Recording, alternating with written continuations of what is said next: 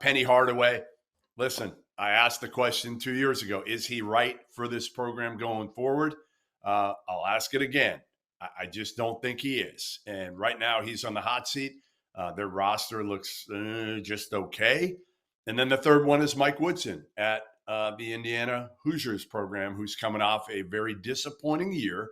And everybody thinks, myself included, he's got way too much NIL and talent this year to screw it up.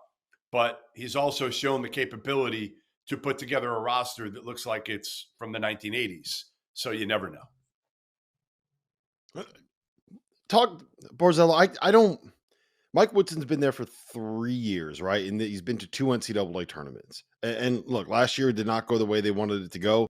Their starting point guard was also injured for most of the season, right? I just are you in agreement? Like, is there really that much pressure on Woodson right now? Because that's the one that's kind of hard for me to wrap my head around at this point.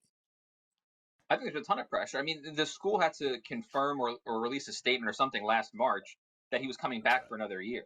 You don't do that if there's not a ton of external speculation or pressure being placed on him. There were a ton of reports last season about how much his buyout is, how much it drops. That doesn't happen if he's not under pressure. Like Goodman said, I mean, they're spending a lot of money in NIL to put this roster together. There's clearly enough talent on this team to win 1, 2, maybe more NCAA tournament games. If they miss the tournament with this type of team or back into the tournament with 10, 11 seeds, something like that, I mean, the pressure is going to be crazy on him. I think that the floor of this team is probably high enough where, they don't even have to reach their potential. I still think they can win a tournament game and he'll get another year. But I certainly think he's in that top tier. Now, Penny, to me, is interesting just because I think the roster's not great. But in that league, I think it's enough to be a borderline NCAA tournament team. And so my question would be, if it's not a clear kind of, okay, they're terrible, he needs to go. If they're like 22-12 bubble team, it's a new AD. Think about how bad things had to get at Michigan and Georgetown to fire Juwan Howard and Patrick Ewing. Has it gotten that bad? I'm not talking about off the court stuff yet. I mean, if some of that stuff that was, the academic stuff from last spring and the anonymous letter that came out over the summer, if some of that comes to fruition, that's a different story. But in terms of on the court, I don't know if it's going to get bad enough for Memphis to fire Penny. I could be wrong. This could, if they play the way they did in the second half last season, I'll obviously be wrong. If they win 20 games and they're a bubble team, I don't know if a new AD is really going to, make that move less than a year into his job. Goodman? Again, you're going into year 7. They've won 1 NCAA tournament game. I've said this for years. Like, it's not good enough for Memphis. Like, this isn't just a mediocre program that has, like, it's not good enough. Memphis has the resources. They've got FedEx. They've got money. They've got support. They've got kids who generally want to stay home. He's had enough talent. Like, where I stand with former NBA guys coaching. We got 2 of them here that we're talking about right now. We got 2 of them. Couple of them were fired last year, Stackhouse and Juwan Howard. Like, the Chris Mullins didn't work out, the Patrick Ewings, like, you can go on and on. I actually think it's different now. I think these guys have a much better shot of succeeding now because they don't have to work that hard. What do they have to do? Jump in a couple Zoom calls to get players, raise some money? And Mike Woodson, listen, the old school guys in Bloomington, they still like him. That's how he's gotten the NIL. Couple guys still are forking over enough money that Mike Woodson's got big-time NIL. Eventually, again, it's going to turn on Penny. If he doesn't get to the tournament this year, I think it is over. All right, so we talked about... I think he's 100% in that top tier with Woodson and Kyle Neptune. To me, if it's borderline, I just don't know if an AD makes that move now, but I agree he's in that top 3 in terms of guys with the most pressure on them. All right, for both Penny and Mike Woodson, real quick, guys, what do they have to do to kind of avoid having that level of pressure on them? Borzello, you go first. I think Memphis has to make the tournament, and I think Indiana has to comfortably make the tournament. Like, I don't think a 10 seed is enough for him. Like, I think they have to get in. I think they have to be competitive throughout the year, wear home whites for the first round of the tournament, and probably win a game.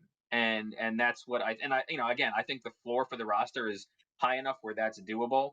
But yeah, I don't think they can like sneak in back into the tournament and him be fine. I think they have to, be a 5, 6, 7 seed, win a game, and then I think he'd be okay.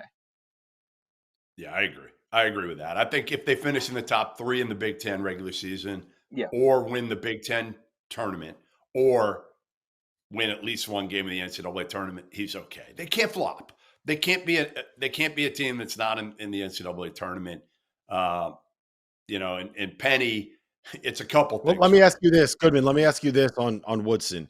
What would be worse, being like a 10 seed and then winning a game and getting beaten by a 2 seed, or like winning the Big Ten, being a number 3 seed, and then getting picked off by like an Oakland in the first round, like Cal did? Probably the latter, right? But I think he keeps his job with the latter. I think he keeps his job if they get in the tournament and underachieve if they're really good in the regular season.